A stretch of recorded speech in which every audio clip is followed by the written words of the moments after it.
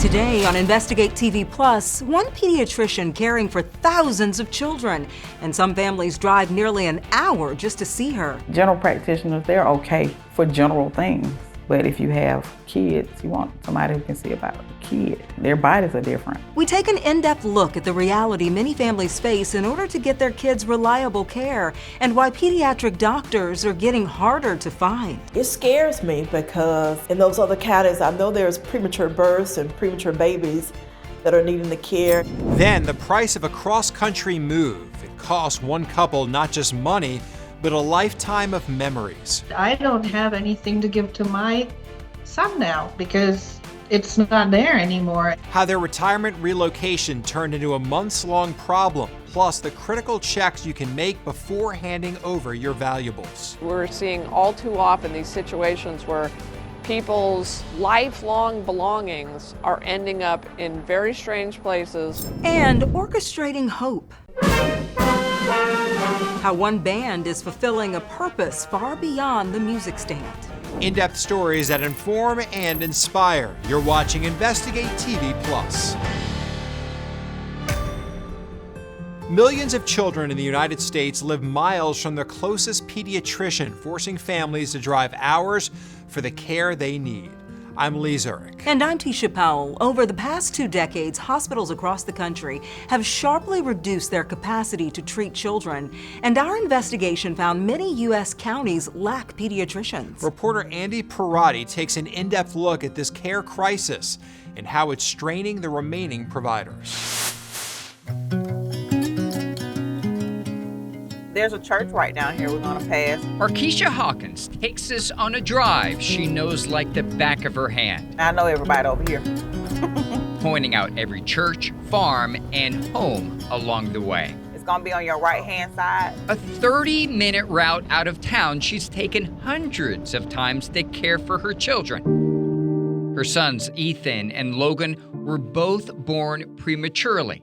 Her firstborn weighed just 2 pounds. It was scary because I got this preemie. And for one, it's not the regular preemie. They're called micro preemies because anything can go wrong at any moment with those kids. Logan spent weeks in the hospital and suffered serious lung complications. Markeisha knew she needed a pediatrician to care for them long term. They live in Sparta, Georgia, about 2 hours south of Atlanta. When you were searching, when you typed in pediatrician Sparta, Georgia, what came up? Nothing. Not one pediatrician? No. Nationally, 43% of counties lack access to a children's doctor, according to data we analyzed from the American Board of Pediatrics. That's nearly 4 million children who live in counties without a single board-certified pediatrician. Hello, how are we? Back in Georgia, Dr. Christy Mountain Bonner is the Hawkins family pediatrician who practices in neighboring Washington County.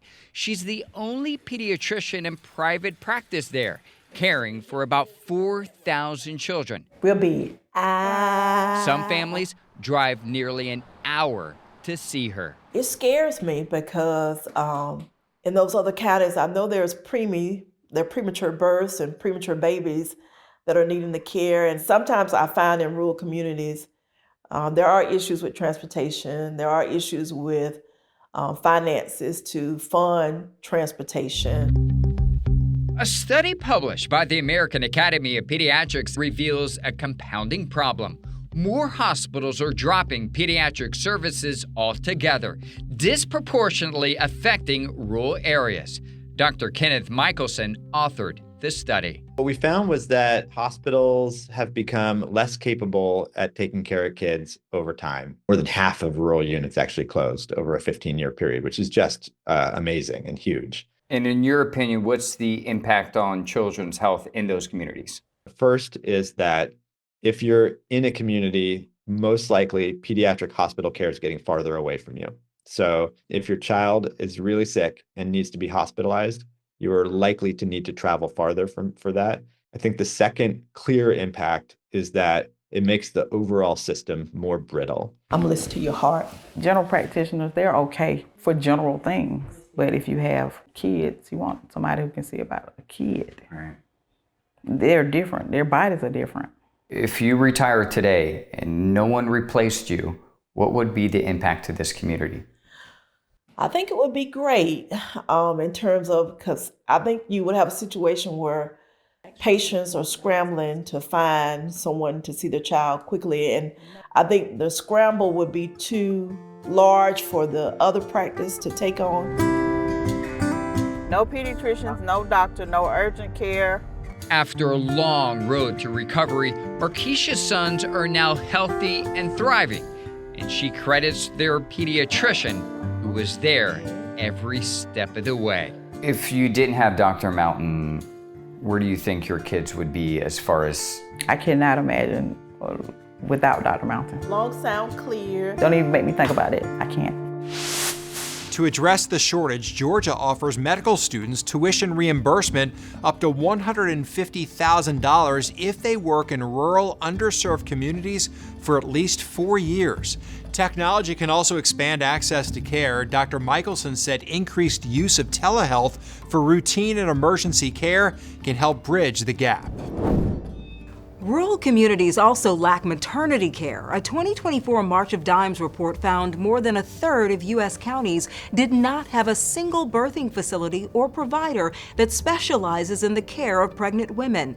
Experts explain smaller hospitals likely lose money providing labor and delivery services. Staffing issues and the decreasing birth rate are also causing more closures.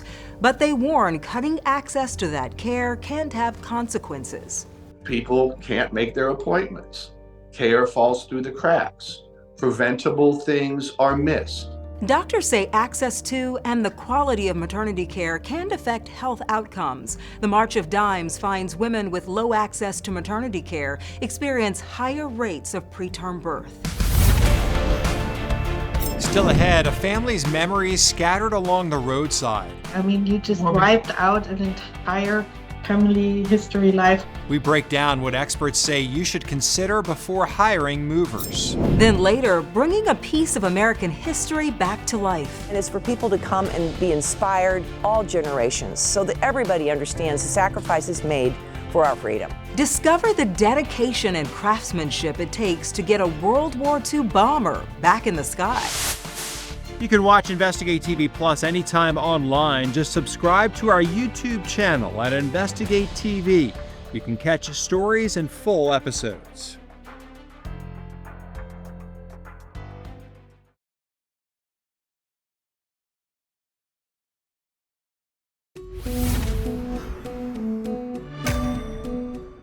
Family heirlooms abandoned on the side of the road, picked through and rained on before the owners ever found out. In the summer of 2025, a couple ready for retirement made a cross-country move from Hawaii to Florida, only for the truck carrying all of their belongings to crash in Arizona. Our investigation uncovered the company they hired is not authorized to transport household goods across state lines and has several customer complaints claiming deceptive business practices. Reporter Michaela Marshall has the couple's fight for accountability and why the moving company you hire might not be driving the truck at all. I can't express the anger, pure hate I feel.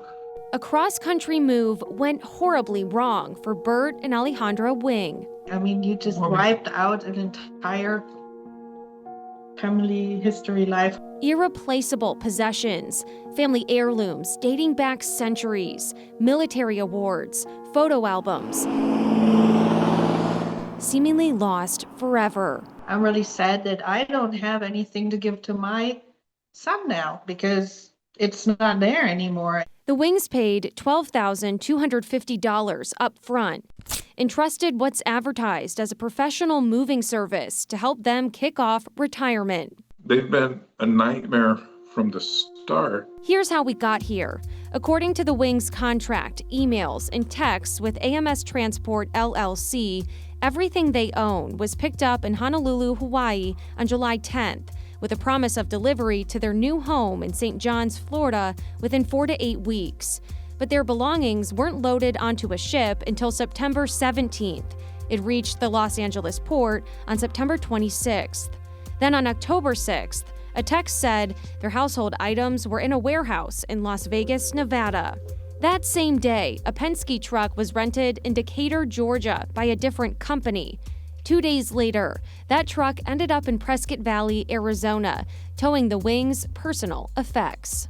Around 9:40 a.m. on October 8th, the truck crashed right here at a Maverick gas station off State Route 69. According to the police report, the driver was going too fast around this curve and then slammed on the brakes. That caused the truck to flip over and the top to break open, and then all of the moving boxes spilled out onto the dirt. There's like a whole bunch of boxes out here. It looks like somebody's household. You know, that's just messed up. Anthony Solano lives in Prescott Valley and has been working in the moving industry for 3 decades. He saw the boxes abandoned near the highway and heard they were rummaged through for over a week. Who takes a 700-pound piano from the side of the road? The Wings had no idea until days later when they got a call from the police. Companies like that give every moving company a bad name. I reached out to AMS Transport LLC. A spokesperson ignored my questions about the wreck, and the company claimed the load has arrived in Florida and is scheduled for delivery.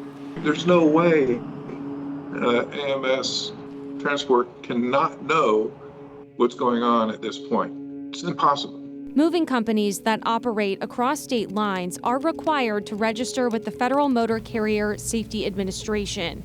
We found AMS Transport LLC is not registered. Unfortunately, we're seeing all too often these situations where people's lifelong belongings are ending up in very strange places or basically in the pockets of these thieves. Arizona Attorney General Chris Mays advises people who are planning a move to always pay with a credit card, avoid large deposits, and report any suspicious activity to law enforcement right away.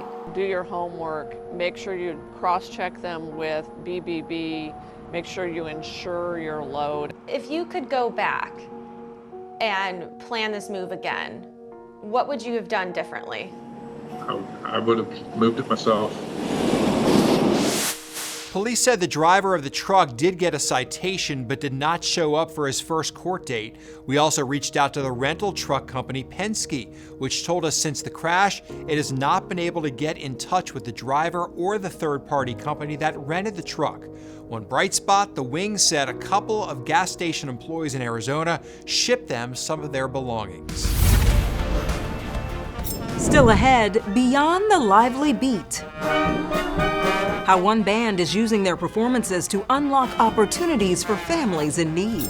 But first, a World War II relic preparing to take flight once again. They're putting their professional skills to work in a nonprofit organization for the common good. We get an up-close look at how volunteers are restoring an iconic Oregon landmark. Our in-depth coverage continues. You can get connected to Investigate TV Plus on all social media platforms.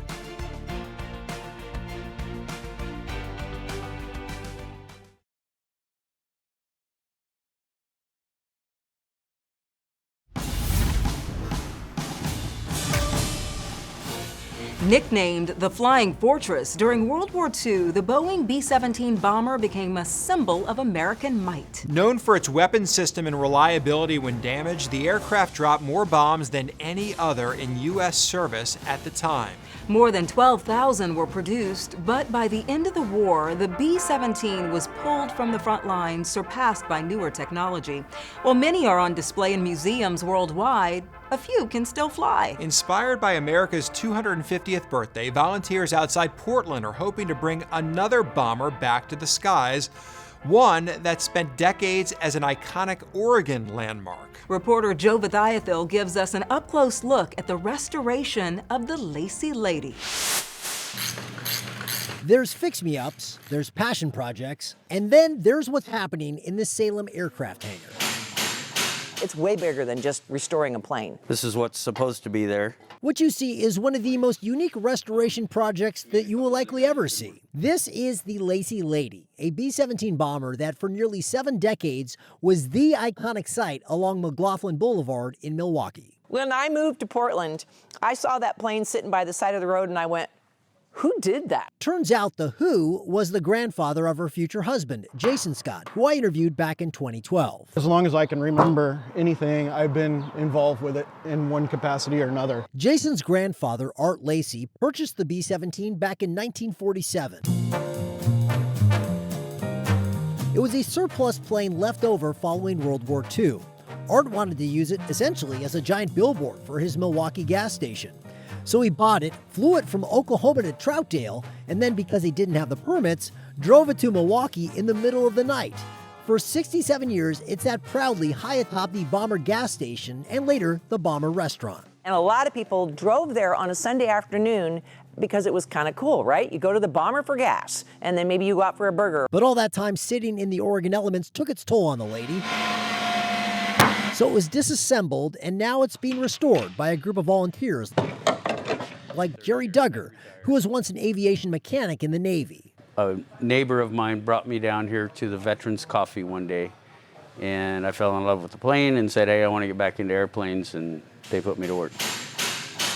It's estimated that there are only about 4 B-17s left that are flying in the United States. That's why the goal here is not just to make the Lacey lady look good, but to get her in the air once again. There's nothing like watching a B-17 fly. It is just not as beautiful sitting in a storage room.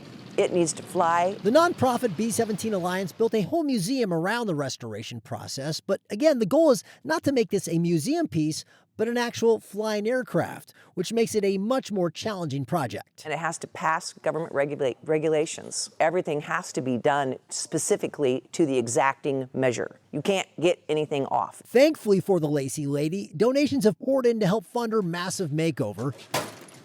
And a dedicated group of volunteers, including Jerry and so many others, are making sure that everything is where it should be, right down to the last rivet. I'm so impressed every day when I watch it because they're putting their professional skills to work in a nonprofit organization for the common good. Because ultimately, this lady's second act goes far beyond being a roadside showpiece.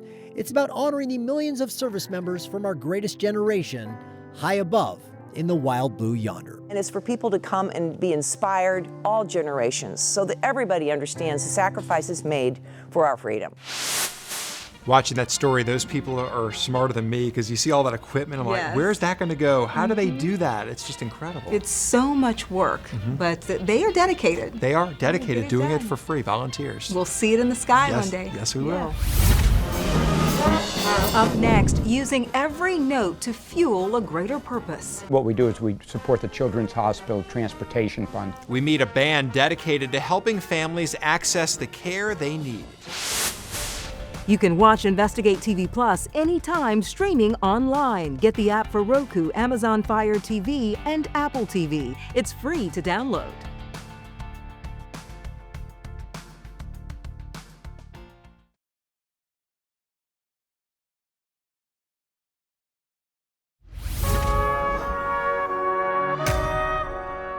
Shriners Hospital for Children offers free, life-changing care for kids and their families, but for some, getting to those specialized facilities can be a challenge. To help bridge the gap, a group of musicians in Richmond, Virginia is using their passion for music to inspire a philanthropic mission. Reporter Ashley Hendrick shows us how their impact resonates beyond the stage.